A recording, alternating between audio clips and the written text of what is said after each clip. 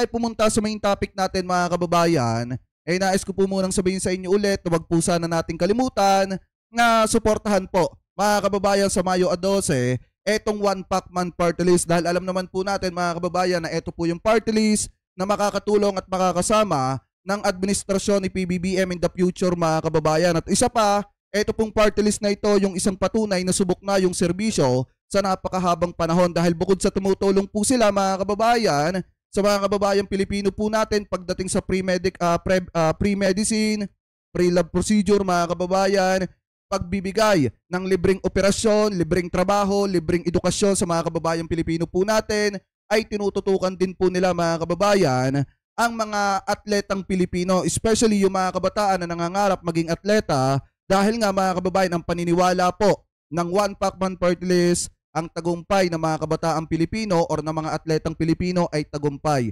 ng Pilipinas. Kaya sana po suportahan po natin mga kababayan sa Mayo 12, ito pong One Pacman Party List mga kababayan. Subok na po yan sa napakahabang panahon pagdating po sa pagtulong sa mga kababayang Pilipino po natin. Ano po? So ngayon, punta na tayo mga kababayan dito po sa mga maiinit na balita na nakita natin. Na kung saan mga kababayan, patay si Torne.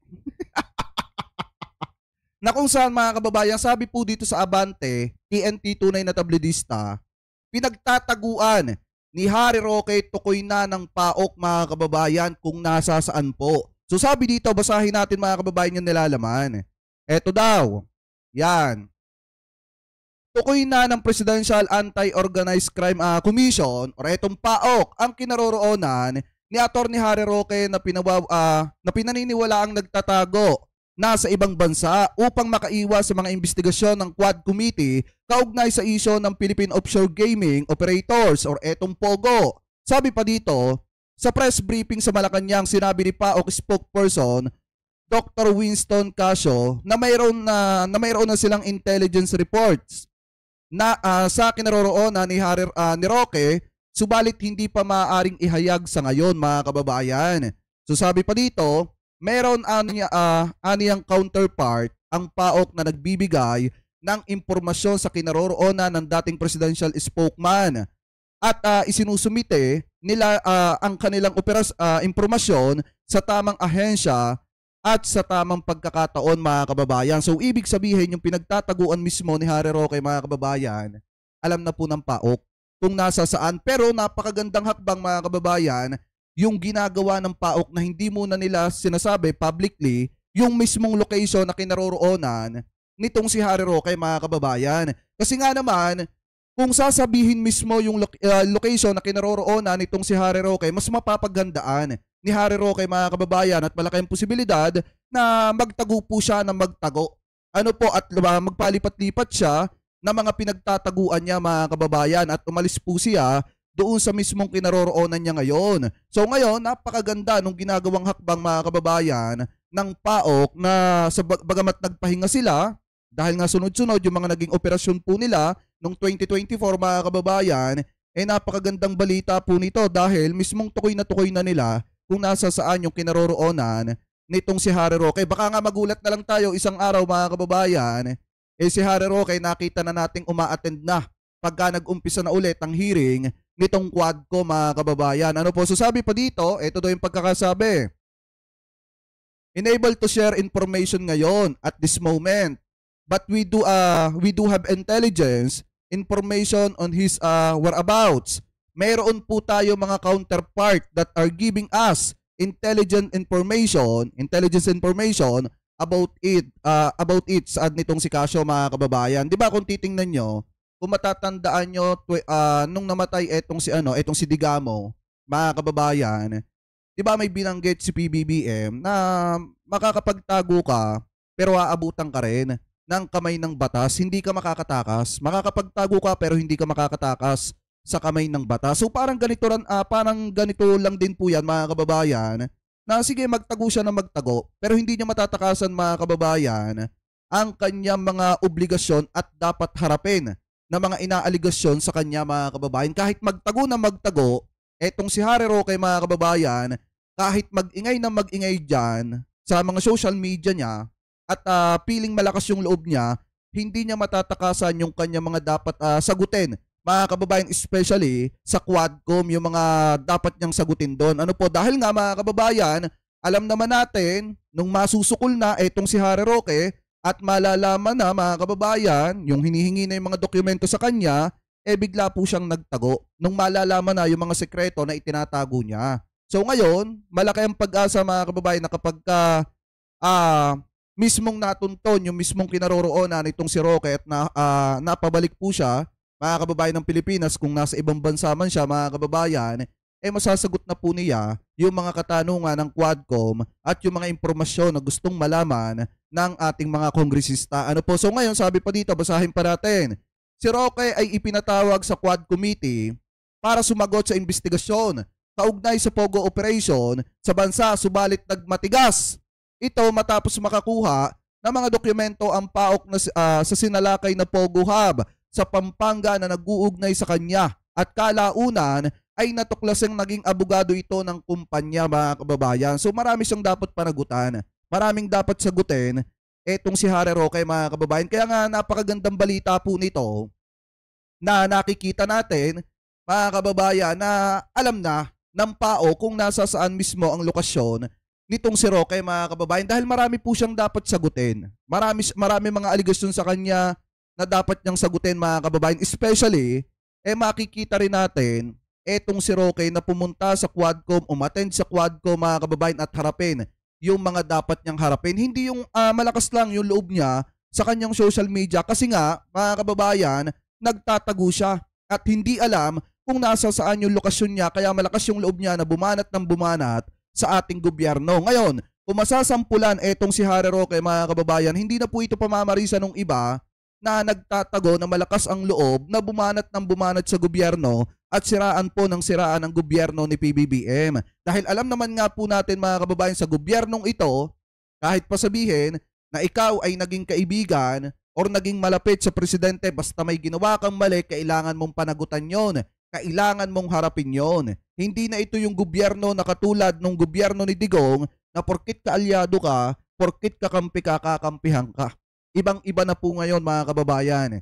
Hindi kinakampihan ng administrasyon ni PBBM kahit pa kaibigan niya, basta may nagawa kang mali, kailangan mo yung panagutan. At yan yung dahilan kung bakit galit na galit itong mga ito kay PBBM. Kasi nga mga kababayan, walang sinisino ang presidente. Kahit pa sabihin na malapit ka sa kanya, pag may ginawa kang mali na nakakapaminsala or nagdudulot ng dahilan para mapahamak yung mga kababayang Pilipino natin, kailangan mong pagbayaran yon, kailangan mong panagutan yon. Ang maganda nga lang dito mga kababayan, sa sobrang tagal na rin, ilang buwan na rin, na itong si Roque ay nagtatagot, hindi matunton kung nasaan ang lokasyon. Napakagandang balita po nito mga kababayan na nakikita natin na may pinupuntahan yung ginagawang investigasyon ng PAOK mga kababayan. So baka sabihin ng iba, hindi, fake news naman yan kasi binabasa mo lang yan. Wala kang source or wala kang video man lang na may ipapakita na talagang may sinabing ganyan. So eto yan mga kababayan. Anyway, shoutout kay Kuya Benny Road kay Kuya BMB Benny Road. Ayan, may grabe shoutout. Boss Jake, what's up? Ayan, oy, may grabe shoutout po Thank you po sa pakape. Shoutout din kay Ma'am BMB Irene P. Ayan, may grabe shoutout po sa inyo ni Kuya Armin P So eto mga kababayan, baka sabihin ng iba, hindi, gawa-gawa lang yan. Fake news lang yan si Jake Magnus. Eto yan. Pakinggan natin mismo dito. Diba, baka sabihin ng iba fake news magaling yung tayo may backup evidence pa. Ito yan galing to sa News 5. News 5 everywhere mga kababayan.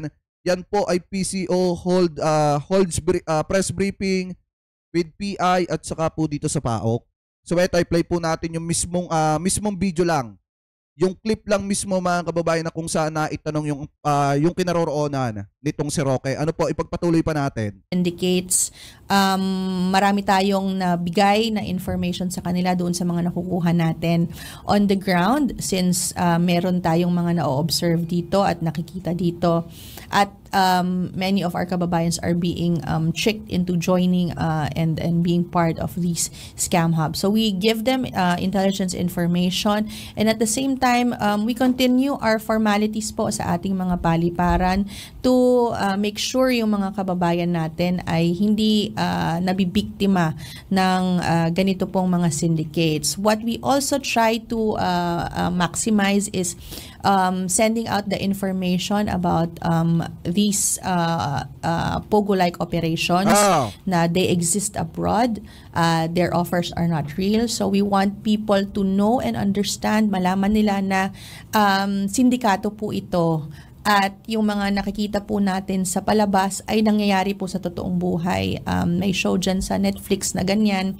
Totoo po yun nangyayari na yon. Nung napanood ko yun, medyo kinilabutan ako kasi yun ang kwento nung mga na-repatriate na kababayan natin. Ganun exactly yung kwento nila. That's why we want to send the message out to people not to fall prey to these types of syndicates.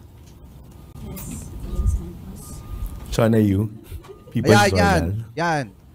Ma'am, what's the ultimatum of the government sa 11,000 POGO workers? And also, if you have maybe a ballpark figure as to how many POGO illegal workers are in the country?